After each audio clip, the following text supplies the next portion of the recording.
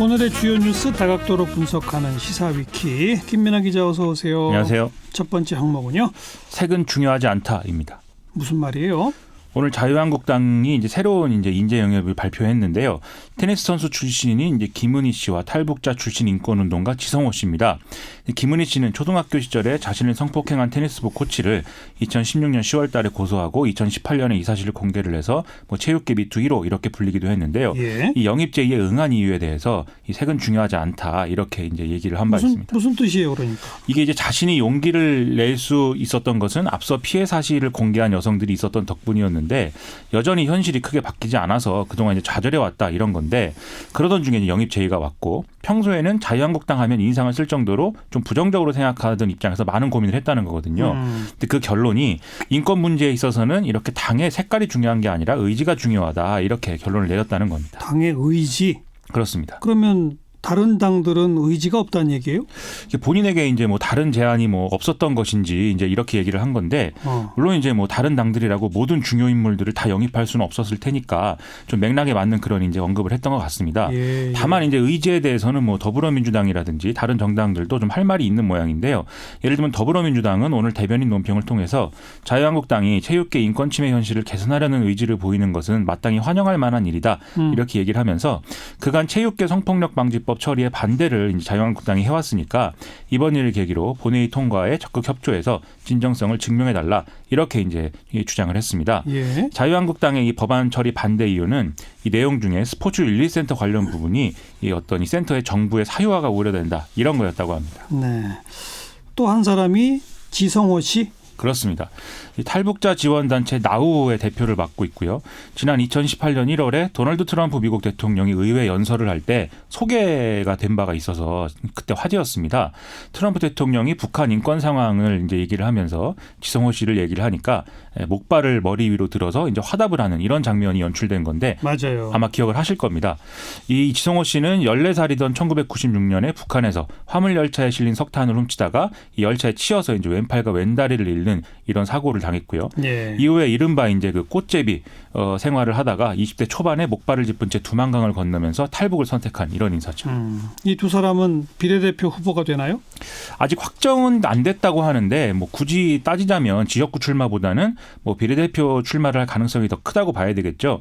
보통 상징성 있는 비례대표 후보는 지역구를 돌면서 유세에 참여한다든지 이런 활동을 하게 되는데 지금 자유한국당은 비례정당을 창당한다 이런 입장이지 않습니까?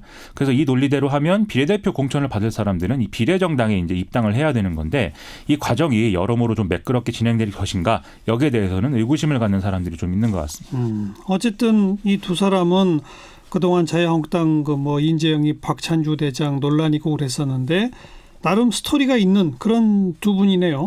그렇습니다. 이 더불어민주당의 최혜영 교수나 원종건 씨 그리고 전직 소방관 오영환 씨 등이 이제 영입된 게 대중적인 화제가 쭉 되고 이런 상황들이 있었는데 예. 마찬가지로 자유한국당도 비슷하게 이제 맞불을 놓는 그런 그림이 된 거죠. 그러니까요. 뭔가 어려움을 견디고 있지만 정치적으로는 충분히 대표되지 못하는 사람들을 이제 정계 진출을 시켜준다 이런 차원인 건데 예. 그래서 말씀하신 대로 박찬주 대장 영입 이런 사례와는 차별화되는 행보다 이렇게 평가를 할 수가 있겠습니다. 또 이런 행보를 앞으로도 이어간다면은 이를 충분히 살릴 수 있는 어떤 보수 정치의 혁신 이런 맥락이 형성될 수 있느냐 이게 앞으로 관건일 텐데 이것과 관련해서는 이전 정권과 관련해서 남은 문제들이 있기 때문에 쉽지만은 않을 것 같다 이런 평가가 좀 할 수 있을 것 같습니다. 이전 정권과 관련해서 남은 문제들? 그렇습니다. 무슨 얘기죠? 예를 들면 오늘 검찰이 이명박 전 대통령 항소심에서 총 징역 23년과 벌금 320억 원 구형을 했고 163억 원의 추징을 명령해달라 이렇게 요청을 했거든요. 이것은 이제 징역 20년을 구형했던 1심보다 더 수위를 높인 것입니다. 그렇죠. 검찰은 그러면서 수많은 진술과 방대한 물증이 이명박 전 대통령 단 한 사람을 가리키고 있지만 이명박 전 대통령은 혐의를 단 하나도 인정하지 않고 잘못을 참모에게만 전가하고 있다. 이렇게 지금 주장을 하고 있거든요. 그러면서 검찰은 다스의 실소유자는 이명박 전 대통령이라는 점을 다시 한번 강조를 하고 있어서 이게 이제 계속 논란이 좀 될 여지가 있어 보입니다. 네. 이명박 전 대통령 측은 뭐라고 반박합니까?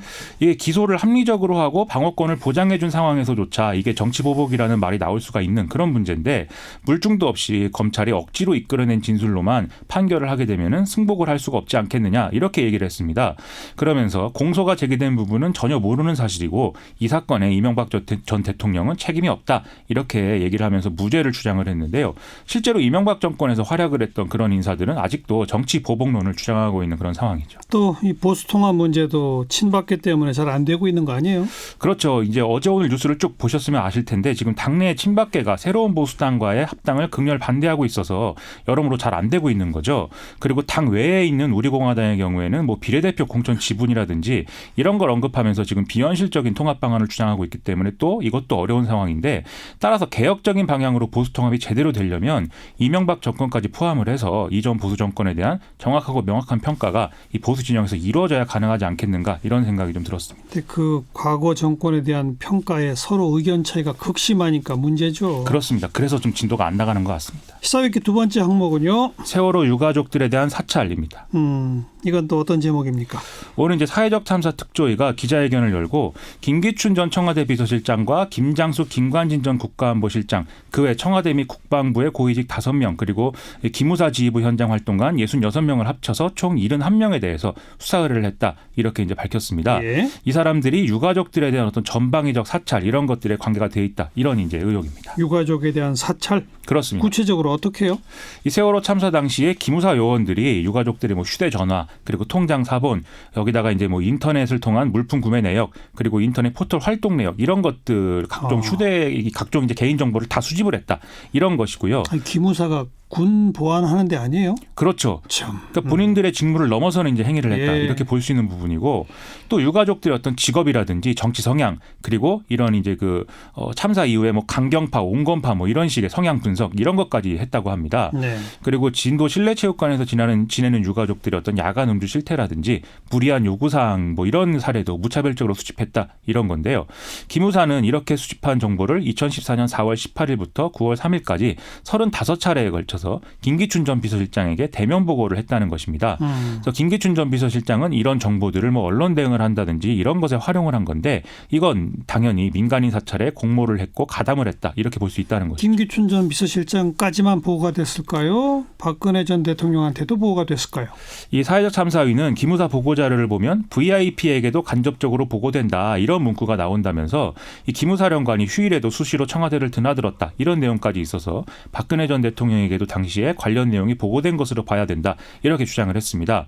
또 청와대가 이런 정보 수집 활동을 지시했다는 명확한 증거는 없지만 지속적으로 이뤄진 기무사 보고를 뭐 청와대가 크게 호평했다, 뭐 최고의 부대라고 했다 이런 진술도 나왔기 때문에 따라서 청와대의 지시가 있었을 개연성이 상당해서 검찰 수사가 필요하다라고 강조를 하고 있습니다. 또 기무사가 또 다른 일을 했다고 어디 보도가 났죠?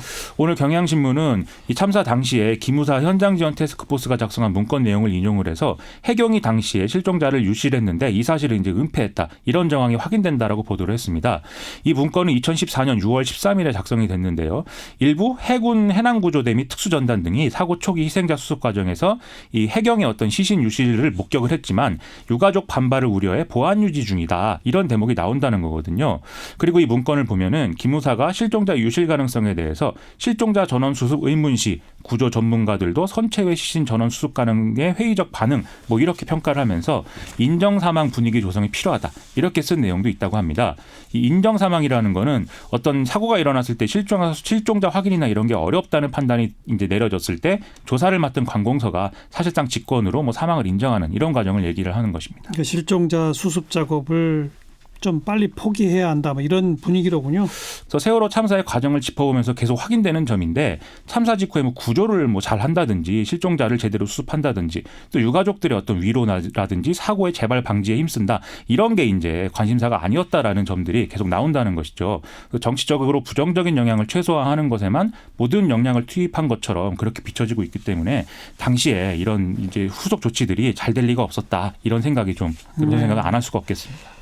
어쨌든 군대 조직인 기무사가 참 해도 별 이런 얘기를 다 한다는 거 믿어지지가 않네요. 그렇습니다. 수고하셨어요. 고맙습니다. 김민하 기자였어요.